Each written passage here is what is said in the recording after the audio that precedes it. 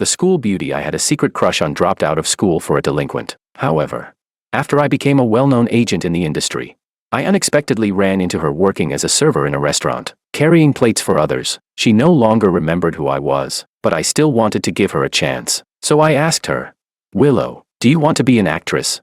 She left with me. I spent 3 years turning her from a plate-carrying waitress into the hottest top-tier star in the entertainment industry. What I never expected was that the thug who had abandoned her back then would come back looking for her again. Chapter 1. Willow never told me that Makoto had come to see her. I only found out because a media outlet I was familiar with had secretly filmed a video of Willow grocery shopping with a man. I'm on good terms with the owner of that outlet. The money I wire to his account every year as courtesy is enough to cover the annual revenue of a small to medium company with 100 employees. So he didn't make the video public. Following professional courtesy, he sold it as a favor and passed it to me. I opened the video. The paparazzi must have been staking them out for a long time, because Willow was fully disguised. Unless someone knew her extremely well, there was no way to recognize her. The man beside her, however, was dressed casually with no attempt at concealment. Even after all these years, even with the blurry quality of the footage, I recognized him the moment I saw him. Makoto, a high school classmate of mine and Willow's as well, her childhood sweetheart, the boy she had grown up with. Back in high school, Willow was the school's campus belle. Not only was she beautiful, her grades were excellent too. In every grade-wide exam, she never dropped out of the top 10. As for me, I held on to first place year after year. Makoto, on the other hand,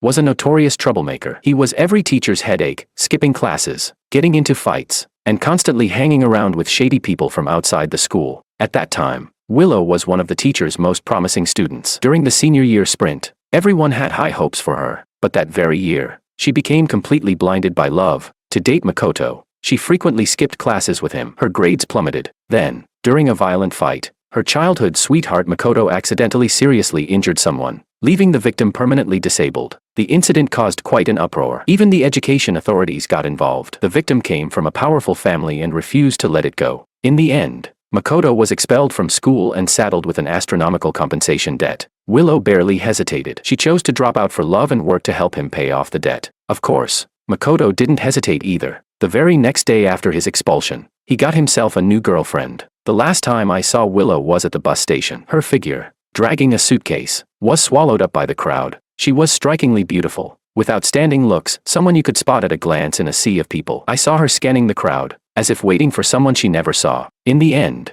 she smiled at herself in quiet self-mockery, turned around without looking back, and boarded the bus bound for City C. I hid among the crowd and silently saw her off. Though hid might not be the right word, Willow probably didn't even know who I was. I saw her again 7 years later. It was an ordinary celebration banquet. When she brought up a bottle of 1992 Lafite, I recognized her instantly and blurted out in shock, "Willow." She froze as well, then asked cautiously, "Do you know me, sir?" I smiled. Life had made her timid and reserved, but she was still stunningly beautiful. She was different from the rookie actresses under my management. Her beauty carried a restrained sense of story, willow brows and almond eyes that dazzled the moment she looked up. I didn't tell her we were high school classmates. Before leaving, I simply handed her my business card. She glanced at it. When she saw my name, there was no hint of surprise on her face. That was how I knew she had no memory of me at all. I didn't mind. I smiled at her sincerely and said, "Willow, you have great potential. Have you ever thought about entering the entertainment industry?"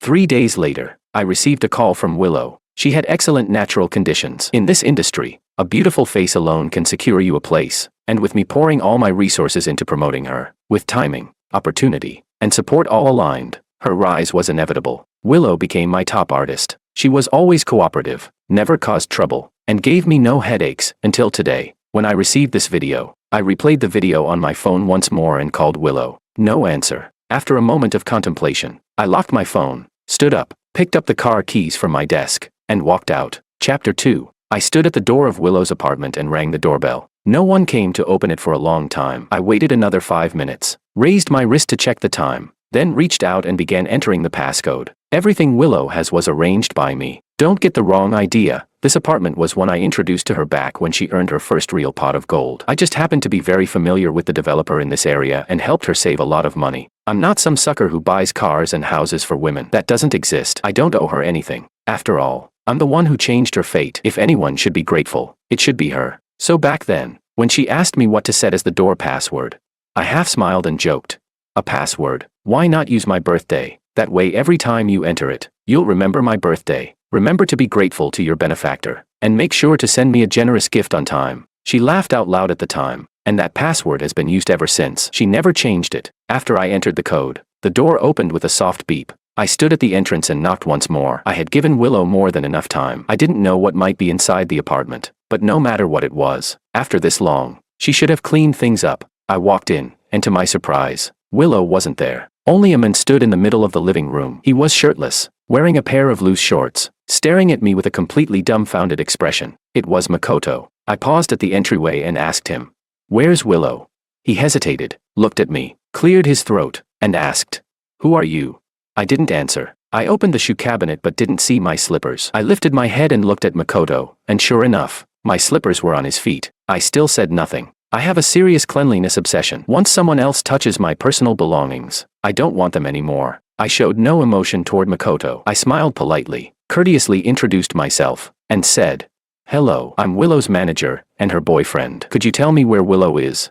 Willow and I got together a year ago, between two consenting adults, coupled with the fact that I had always liked her. I never hid my feelings. Willow had actually sensed it for a long time, but neither of us had ever made it explicit. We ended up together because 2 years ago, when her career was just taking off, I went to negotiate a brand endorsement for her. I drank quite a lot during the business dinner, maintaining a calm smile and pleasant conversation the entire time. Only after the contract was signed and I saw the brand representatives off into their car did I start throwing up. When we got home, Willow chose to stay and take care of me. In my groggy haze, I heard her let out a soft sigh by my bedside. Her voice carried concern as she said, "George, you're really pushing yourself too hard." Willow has a cool personality, quiet, reserved, and sparing with words. That was the first time I'd ever heard such worry in her tone. I couldn't help but laugh. In the industry, I'm considered something of a legend. I started young as a talent assistant and worked my way up to become a top-tier manager. Though I'm young, I handle people and situations flawlessly and have never left anyone with anything to criticize. When she heard me laugh, she couldn't help laughing too. I rubbed my brow and joked, half real and half teasing, "If I don't push myself a little, how could I push you to the top?" She froze for a moment, then said softly, "George, I'm very lucky to have met you." That was the first time she ever thanked me. After that, neither of us needed to spell things out. Maybe the atmosphere was right. Anyway, that's how we ended up together. Willow and I are both adults. We have normal physical needs, and we spent every day together. There's a saying, when you're close enough, it's always easier to be the first to reach out. 7 years later, I finally plucked the moon I'd gazed at in my youth. But now, looking at Makoto, whose face had gone pale the instant I said those words, I found myself thinking absent-mindedly. The moon of my youth had her own moon as well, and I, this substitute, didn't know whether it was time to step aside. Chapter 3. When Willow came back, I was sitting leisurely on the sofa, smoking. Makoto stood awkwardly beside the sofa across from me. He didn't dare sit down, his face pale, head lowered, looking as if he'd already been lectured by me. Willow was carrying the things in her hands. When she saw me, she froze for a moment. Makoto, as if suddenly released from his restraints, immediately stepped forward with a face full of ingratiating smiles. Willow, she ignored him. Her attitude toward him was distinctly cold. She only asked me, "George, why are you here?" I glanced at her. Although she didn't acknowledge Makoto and only spoke to me, she was standing right next to him. I knew her too well to miss the signals hidden in her body language. Expressionless, I stubbed out my cigarette in the ashtray, took out my phone, and pulled up the video the media had sent me. Handing it to her, she took it, glanced at it once, and immediately explained, "This is a misunderstanding. He's my brother, Makoto." At her words, Makoto looked at her and subtly raised his eyebrows. I smiled and asked, "Your biological brother?" She paused, then explained, "No, he's the son of our neighbors from when I was little. We grew up together. I haven't seen him in years. Something happened at his home, so he came here looking for work." Makoto, on my way over, I had already had him thoroughly checked. After Willow left back then, he showed no remorse and continued hanging around with shady people day after day, drifting through life in a haze. Later, under the pressure of making a living, it wasn't that he hadn't tried to get back on track. He delivered food, carried bricks, even worked in factories, but no matter what job he took, he never lasted long. I knew that in Willow's first year after debut, Makoto had already contacted her. Back then, Willow dropped out of school for him, yet he felt no guilt whatsoever and got involved with someone else. Even when Willow was about to leave, he didn't say a single word to stop her. I don't know what state of mind Willow was in at the time, but she never replied to Makoto's messages. This time, he came looking for Willow because his father had fallen for a pyramid scheme, not only losing a huge sum himself, but also dragging relatives and friends down with him, leaving them completely ruined. After his father ran off, Makoto couldn't stay in his hometown anymore, so he decided to gamble everything and came straight to Willow. Now it seemed he had probably bet right. Willow hated his betrayal and cold-heartedness back then, but in the end, she still couldn't bring herself to completely cut ties with him. First love from one's youth is always special. It was that way for me, and it was the same for Willow. I nodded, didn't waste words, and asked her directly, "What are you planning to do? Let him live here?" Willow glanced at Makoto, frowned slightly, and seemed to be thinking. Her hesitation annoyed me. I stood up and made the decision for her, blunt and decisive. "I've already helped you intercept a potential PR crisis. He can't stay here. The risk is too high." Then I added, "I'll have my assistant help him rent a place and get him settled." After a brief pause, I looked her straight in the eyes and continued, "Willow, here's a piece of advice. Don't get involved in anything related to him anymore." I thought for a moment and went on.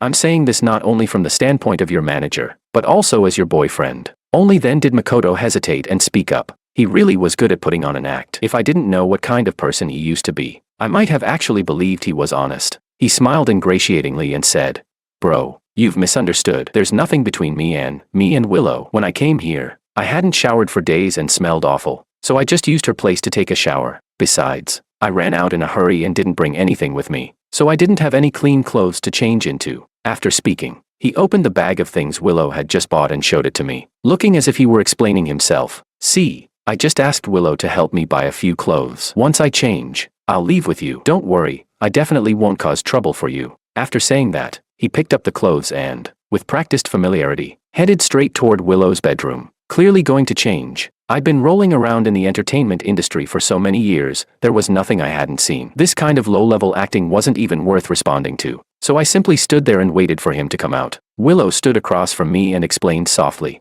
"George, I didn't mean to hide it from you. I just felt it wasn't necessary. There's nothing between him and me. Don't overthink it." I turned my head to look at her. Even at this moment, I was still smiling. After spending so long in this industry, I'd already learned how to block out all my emotions. My smile was gentle, but my words were not. I said, "Willow, you could have sent him straight to a hotel, or simply transferred him some money. Instead, you let him come to your private residence, and even let him shower and change here. This is the first time, so I'll forgive you. I hope you'll be mindful of boundaries from now on." Willow was just about to speak when Makoto came out of the bedroom. He froze for a moment when he saw the tense standoff between us. Then I saw the corner of his lips lift slightly, almost unconsciously, but in the next instant, he reined in his expression, walked over with a servile smile, and said in a low, ingratiating voice, "I'm all set. Let's go." I turned to grab my car keys. When I reached the door, I seemed to remember something and turned back to Willow, saying, "Oh, right. I won't be coming here anymore. You know about my cleanliness obsession. Everything I left here, please just throw it away for me." Chapter 4. After dropping Makoto off at a hotel, I headed straight to Milan. Another artist under my management had a major runway show there, and I wouldn't feel at ease unless I was personally on site. By the time I finished everything in Milan and returned,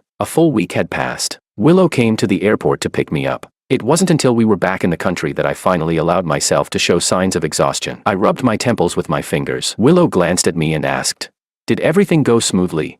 I laughed when I heard that and looked at her. "What, have I ever messed anything up?" She smiled gently and said, "That's true. There's nothing George can't handle." After a brief pause, she added in an offhand tone, "Oh, right. Last time you said you wouldn't be going back to that apartment anymore, so I moved to the place in Whampoa district." I gave a low mm. Her voice dropped, and she said apologetically, almost pitifully, "George, I'm sorry." I turned my head to glance at her and smiled. "It's fine. First offense, I'll forgive you. Next time, I won't be so easygoing." She smiled back at me, her eyes bright. "There won't be a next time. I'll cherish the opportunity you've given me." I didn't say anything. Willow and I are both smart people. I have an easygoing personality and don't forcibly interfere too much with the boundaries between my girlfriend and other men. As a pure egoist, I've always believed that excessive interference only increases my sunk costs. When it comes to relationships, rather than preventing potential damage, I prefer cutting losses in time. So there's no need to police someone's self-discipline. One reminder is enough, and I only ever give one. Since Willow's debut, there have actually been quite a few people secretly trying to pursue her. She handled them all well. Adult relationships mostly begin by chance and end over interest, so I've always gone with the flow. Later, Willow briefly reported to me about her entanglement with Makoto. I treated the matter as settled, until Willow and Makoto made it onto the trending searches. Around that time, I helped Willow take on a historical drama. After she joined the production crew, I got busy with other matters. But perhaps I had been pushing myself too hard. I suddenly fell ill. Type A influenza hit fast and hard. My head spun, My whole body felt heavy. Illness struck like a collapsing mountain. People from the company sent me home and forced me to rest. I really was exhausted. So I turned off my phone, drew the curtains, and slept in pitch darkness for an entire day. When I woke up, it was already past 8 in the evening. As I turned off airplane mode on my phone, something immediately felt wrong. There were countless missed calls. I opened my messages. The latest one was from the company's PR team. It read, "George, are you awake? Something's happened. Check the trending searches." I opened the web page. The top trending topic was marked with a glaring, eye-catching, breaking. It was Willow and Makoto. Chapter 5. Last time, the video of them grocery shopping together had been intercepted by me, but this time, the media outlet was clearly from the opposing camp. They didn't even bother negotiating. They went straight ahead and released it. The background was the film set where Willow was staying. Since it was a historical drama, the surroundings looked antique and classical. The video was a bit shaky, and the moment I opened it, my heart sank because it was a clear, front-facing shot of Willow and Makoto. This time, there was no room to deny it. In the video, Willow's brows curved with a smile as she bounced along beside Makoto. Although there was no overly intimate behavior between them,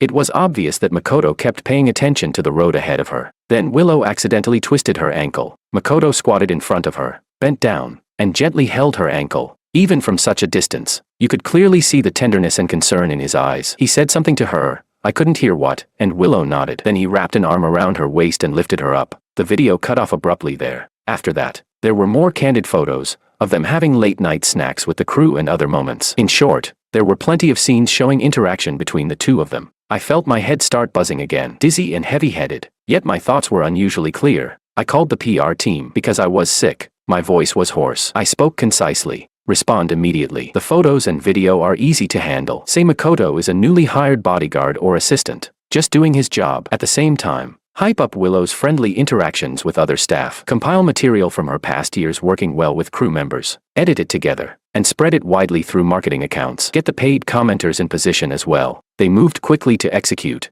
I put down my phone and saw plenty of probing messages from media outlets on WeChat. Frowning, I responded carefully and flawlessly. Without realizing it, 2 hours passed. PR crises are easy enough to deal with, as long as there are no photos of kissing or anything explicit. Everything black can be spun white. At the top of my pinned chats was Willow's conversation, messages from her, and missed calls from her as well. I didn't reply. I was thinking. My fingertip hovered over Willow's profile picture through the screen as I considered how my relationship with her should be handled. Just as I was thinking, a new call came in. It was from the property management of Willow's former residence. Willow didn't stay in City C very often, so I had always handled things like property management fees, utilities, and maintenance for her. The person on the other end was very polite and asked, "Mr. Wong, your car is parked in someone else's parking spot. Another owner has just returned. Would it be convenient for you to come move your car?" I froze for a moment, then it clicked. I replied, "Sorry about that. I'll come right away." Ever since Makoto came by that last time, I hadn't been back to Willow's apartment even once. I went to the residential complex and saw the car parked in someone else's space. It was Willow's car, but she hadn't driven it in a long time. I didn't have the key. Through the front windshield, I saw a pack of cigarettes sitting in the center console. Willow doesn't smoke, so whose it was obvious at a glance. She had let Makoto use the car. I laughed and said to the property staff beside me, "I don't want this car anymore. Call a tow truck and have it towed away." Then I went upstairs to the 32nd floor, a familiar yet unfamiliar door. I walked over and entered the passcode on the keypad. After 2 beeps, it displayed incorrect password. I paused, then entered 0712, Makoto's birthday. As for why I know his birthday, it's because back in high school, every year on July 12th, Willow would come to my family's shop to buy a cake for Makoto. When she carefully chose the cake, her eyes would light up. She looked genuinely cute. Back then, I stood behind the counter doing practice problems while watching her face, and couldn't help thinking to myself, Makoto, how does this guy have such ridiculous luck?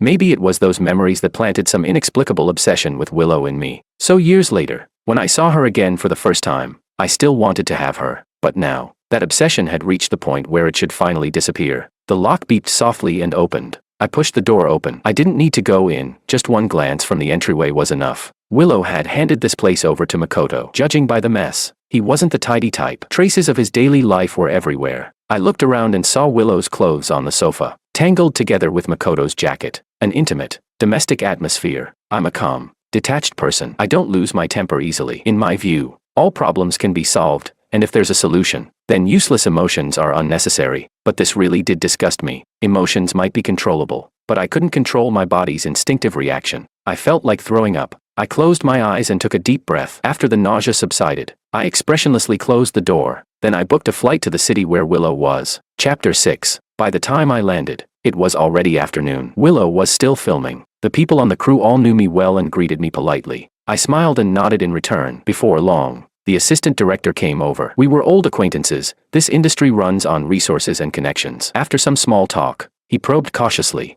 George, be honest with me. Who's that guy who went trending with Willow? He's been hanging around the set every day lately. The vibe between the two of them doesn't look quite right to me. I smiled and brushed it off vaguely. He's just a personal assistant. The assistant director laughed along and said, yeah, that's what I figured. It's not that he looks shady exactly. He just doesn't seem very reliable. Still, I don't think Willow would have such poor taste. I smiled, and under his lead, went over to Willow's trailer. When I pulled open the door, I paused. An open bag of chips, half a bottle of juice, and Makoto's jacket draped over the back of a seat. I didn't get in. I walked around to the other side, where Willow's self-hired assistant was squatting on the ground playing a game with his head down. I patted his shoulder. Tony. He jerked his head up, startled when he saw me. He immediately turned off his phone screen, jumped to his feet, and called out, George. I smiled and said, go tell Willow to come find me after she wraps up. I have something to discuss with her. He nodded and ran off with his phone. Someone brought over a lounge chair. I really was a bit tired, so I lay down and rested for a while. Without realizing it, I fell asleep. When I woke up, Willow was sitting beside me. A blanket of hers was draped over my body. I frowned,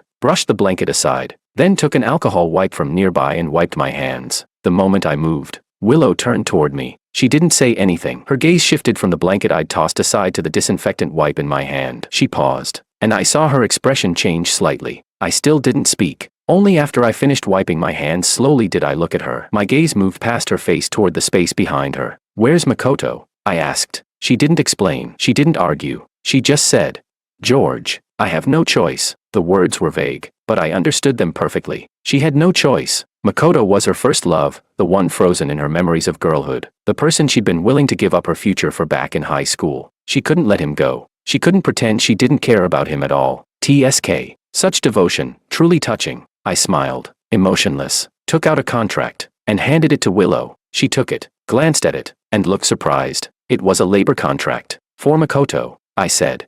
The PR statement has already been released. Since we're claiming Makoto is your newly hired personal assistant, we can't let people find out he isn't. Have him come sign the contract. Coincidentally, you're short one anyway, and since you and Makoto are so familiar with each other, at least you know his background. The salary will be deducted from your account. Set the pay however you like. Willow froze. She clearly hadn't expected this attitude from me. Seeing her expression, I smiled again, polite, with just the right hint of humor, not overly distant. Why are you looking at me like that? I said. What did you think I came here for? To break up a couple? Or to stake my claim? She frowned slightly, staring at me, trying to read my true emotions from my expression and tone. If my emotions were that easy to read, I wouldn't have survived in this industry. Besides, how big of a deal was it, really? So my woman was still entangled with her first love, carrying on an affair behind the scenes. Women are everywhere. Those who should be discarded, get discarded. Willow can still make money for me. Feelings can be thrown away, but her remaining value is still useful. No one fights against money, I said to her. Willow, we're a community of shared interests, two ends tied to the same rope. Helping you solve problems is helping myself. The reason I came in person to deliver this contract is simply to notify you of one thing. You know I have a very severe cleanliness obsession, right? Willow's face turned pale instantly. She understood. I had already thrown away everything in her apartment that Makoto had touched, let alone her. I threw those things away, naturally. Now I would throw her away as well. From now on, we would be nothing more than a straightforward working relationship between manager and artist. I would still help her handle these matters, purely out of professional ethics. And besides, a breakup should at least be said face to face. A rare look of confusion surfaced on her face. Over the years, she had grown used to relying on me. All she needed to do was act. I handled everything else for her. That wouldn't be the case anymore. For a brief moment, her expression went blank. Instinctively, she took a step toward me and reached out, an unconscious gesture of trying to hold me back. Her eyes reddened as she said, George. Before I could move, an angry voice exploded from behind me. George, what are you trying to do? I couldn't help but laugh. Makoto rushed over, yanked Willow back, and shielded her behind him, his face filled with righteous fury. Interesting, quite the idle drama. He craned his neck and pointed at my nose, shouting, George, if you've got a problem, take it up with me. What kind of man bullies a woman?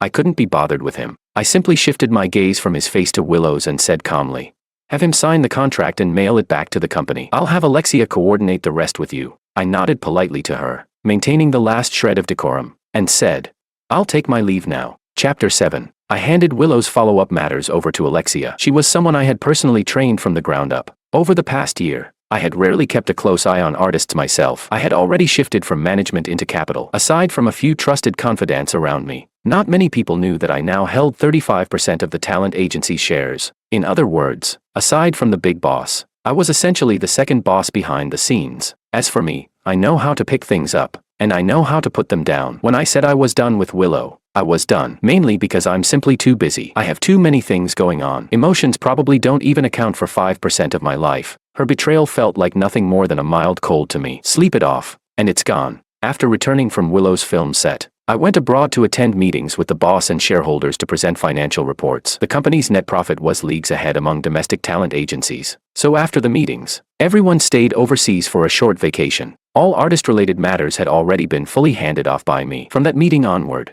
I would be dealing purely with capital. During that time, I received messages from Willow. She had probably finished filming and returned home. What she sent me was a photo of her apartment, utterly wrecked. She asked, George, was this done by someone you sent? So this is what people are really like after a breakup. You've really disappointed me.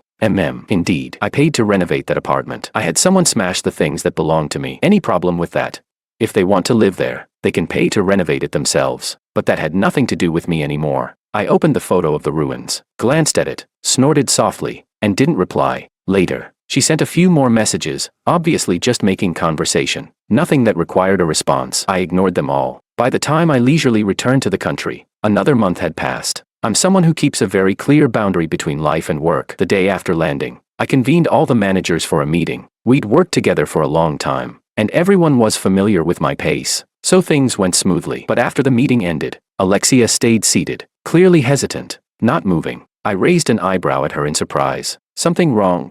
She hesitated before saying, It's Willow. I closed the folder and adopted a listening posture. Alexia paused, then said, George, over the past month I've had several run-ins with the media. You know Willow and that assistant of hers, right? Whether it's coincidence or deliberate, the media keeps managing to get candid shots of them. They're not crossing any explicit lines, but it's already beyond the boundary of normal friendship. Alexia had been calm at first, but as she continued, her tone grew more frustrated. She sighed. Willow's status is what it is, so I can't be too harsh. But lately, her fan support groups have started getting restless. They've been coming to me asking what's going on. And you know Willow and Makoto are childhood sweethearts. The media might be suppressing it, but fans can dig things up themselves. For now, it's still under control. She looked miserable. But George, if this drags on, it really won't stay buried. Something big will happen sooner or later. I looked out the window and said calmly, Didn't we just sign a batch of newcomers? Tie them to Willow. Let her lead them. Get the newcomers pushed up as quickly as possible. Willow has sat in the top spot for too long. She's already forgotten how she climbed there in the first place. Willow's schedule became packed. The company had signed several new artists, and Willow was arranged to appear with them. She took them on variety shows and live streams. Naturally, when filming dramas, she also carried several of them along.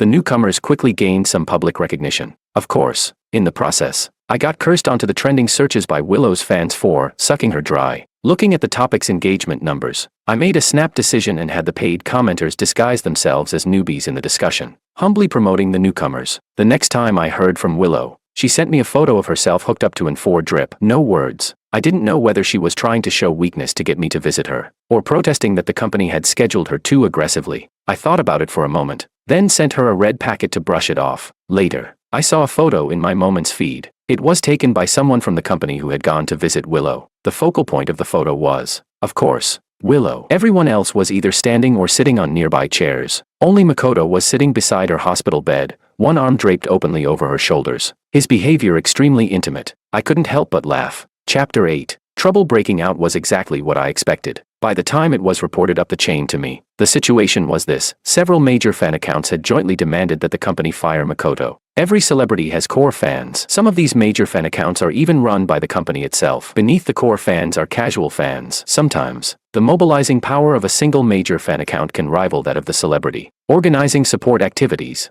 controlling comment sections, boosting data, supporting endorsements, producing viral event photos. None of this happens without core fans rallying the casual fans into action. To put it plainly, on a very real level, Fans usually have expectations of their idols, especially career-focused fans. They are extremely averse to their idol being in a relationship. For female celebrities in particular, many career fans demand a strong, independent female lead route and believe no man is worthy of their idol. So when a celebrity gets into a relationship, fans often feel betrayed after investing real money and effort. Generally speaking, with the right guidance of public opinion, it's still possible to turn a crisis into an opportunity. But this time, the fans simply could not tolerate Makoto. First, when fans were photographing Willow at events to produce promotional images, Makoto, whether intentionally or not, kept taking advantage of the situation. Sometimes he'd reach out to fix her hair. Other times he'd put an arm around her shoulders with overly intimate gestures. This time, the internal unrest among Willow's fans was triggered by a dispute between one major fan and Makoto, and Willow had spoken up for Makoto. I knew that major fan. She was one of Willow's earliest supporters. Back when Willow wasn't famous yet, she followed every event without fail, rain or shine, doing support work, waiting at airports, taking photos, and recommending Willow to everyone around her. She had originally been a fan of a top male idol from a boy group. While following him, she noticed Willow in the practice room, repeatedly rehearsing group choreography for the sake of a single shot. That was when she became a fan. The very first post on the account she created for Willow was a photo of Willow practicing dance when she was still completely unknown. Captioned, "The perseverance and effort in her carry a kind of upward life force, like a seed buried under concrete, struggling to split the darkness, take root, and sprout." And now, for the Makoto who had abandoned her back then, Willow chose to stand against her fans. As I read the report submitted by my subordinates, I felt disappointed in Willow. I called her in for a talk. She couldn't understand my decision at all. Frowning slightly, she said to me, "You were the one who told me to make Makoto my assistant, and now you're the one saying he should be fired." I replied patiently, "Willow, different situations call for different responses. I know you might think the fans are overstepping, interfering too much, but this is the livelihood you depend on. Have you forgotten that the people who lifted you to where you are today were your fans, not your childhood sweetheart?" Willow looked at me. I calmly met her gaze, letting her look as long as she wanted, until she suddenly laughed. To be honest, I had never seen Willow smile so mockingly before. She raised her head, looked at me, abruptly changed the subject, and asked, "George, is this because we broke up? Are you nitpicking me, targeting me?" I froze for a moment. She continued, "First you made me bring newcomers, then you made me rest and stopped me from taking on projects. Now you're targeting Makoto over something this small. George, are you using your position to get back at me?" I looked at her and leaned back against the desk. In that instant of sudden clarity, I finally understood why Willow had sent me that photo of herself being sick. She was testing my attitude. Newcomers at the company were starting to gain traction, and her recent schedule was filled with appearances meant to boost them. Perhaps that gave her a sense of crisis, so she couldn't help but test me. I looked at Willow, really looked at her, at this calculating, meticulous Willow, and suddenly, I realized I might never have truly known her. The years she struggled upward under my wing, even her relationship with me, might all have just been part of her performance. Perhaps, deep down, she felt she had been making compromises all along. So when Makoto appeared, she immediately picked up the moonlight of her girlhood. As I looked at Willow, I thought that my initial affection for her might have only come from the filter I'd placed over her in my youthful imagination. I laughed and said, "Willow, we're in a cooperative relationship. I'm only providing you with professional advice. Whether you take it or not is entirely up to you." She glanced at me, stood up, and walked out. She had had smooth sailing for too long, standing too high, blinded by a single leaf, to the point that she had forgotten who it was that had lifted her to where she stood now. Chapter 9. I called Alexia over. When she arrived, I was still thinking. She stood off to the side carefully. I tapped my fingertips against the desk. I always do that when I'm thinking. After about 5 minutes, I made my decision and asked her, "Didn't Stellar Media try to poach Willow before?" Alexia froze for a moment. She clearly hadn't expected me to bring this up. Hesitating, she said, "Give up on Willow now and make a profit off the breach of contract penalty." But her commercial value. I cut her off. With the way she's acting, she's bound to crash sooner or later. Her commercial value is given by her fans. If she doesn't even understand that, what kind of celebrity does she think she is? After a pause, I continued. Willow probably wanted to terminate her contract a long time ago. Otherwise, she wouldn't have confronted me head-on today. She likely thought she'd offended me and wanted to secure herself a way out. I smiled. But this works out nicely. We'll give her a little push. Let her bring up the termination herself, and squeeze the last bit of value out of her. Alexia had clearly been dissatisfied with Willow for a long time. Hearing this, she perked up immediately, agreed enthusiastically, and stood up with visible excitement. Just as she reached the glass door and was about to open it, she seemed to think of something and turned back to ask me, "George, do you still like Willow?" I froze for a moment. What a childish question. I laughed, met Alexia's gaze openly, and said with a smile, Alexia, I'm a businessman. The filter she carried from my youth had long since shattered beyond repair. The reason I tolerated her was because businessmen value profit. Just like the first time she betrayed me, I had no real reaction, because she still had value. Before my interests were fully maximized, of course I would protect her, but now, I smiled to myself. If she showed no mercy, then she shouldn't blame me for being ruthless. The fuse that finally pushed Willow to propose contract termination was her birthday event. Fans who came to support her threw rotten eggs at Makoto. Makoto immediately tried to fight the fans on the spot. Willow was no better. She rushed over and slapped one of the fans across the face. All the fans present froze in shock. The birthday event ended early. Every fan left. Those remaining at the scene were all core fans. They had my contact information. I sued them and suppressed the incident, so not a single word leaked online. That night, however, every major fan who had attended Willow's birthday event collectively fell silent. The casual fans below had no idea what had happened, until Willow came to me to request contract termination. What surprised me was that she didn't plan to jump to Stellar Media.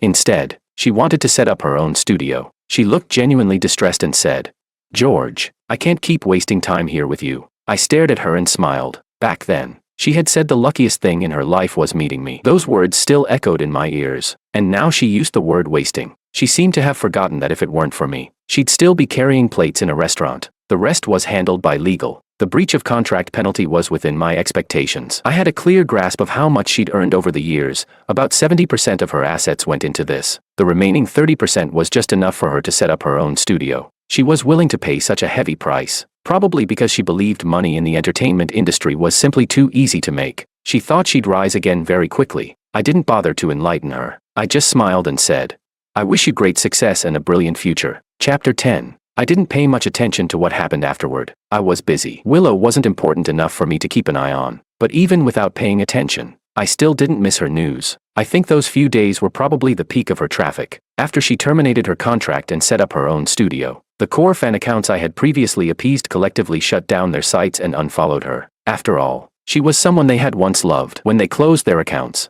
none of them spoke ill of her. They simply offered dignified blessings. Even my company posted a congratulatory message. The casual fans below were anxious and unsettled, but Willow clearly had a response prepared. New core fan accounts quickly emerged. The rhetoric was the same old thing, claiming that those departing core fans had been planted by me, that now Willow had terminated her contract with me. I was deliberately sabotaging her. She lost a portion of her fans, but it didn't completely destroy her foundation. What truly dealt her a devastating blow was the exposure of her relationship with Makoto. Without my protection, naturally no media outlet felt the need to give her face. She had always thought her smooth path was due to her own abilities. She never considered that she had been personally built by me from the ground up. I had more than 5,000 marketing accounts under my control. Each of them would push her videos at different times. You have to understand, people today have very little ability to judge the authenticity of news. The media says something, and people believe it. If my 5,000 accounts all say you're good, then you're good. And if one day I change my tune and say you're not, very few people will bother to dig up whether you were ever good in the past. There's no shortage of material. Black or white, it's all under the keyboards of marketing accounts. Of course,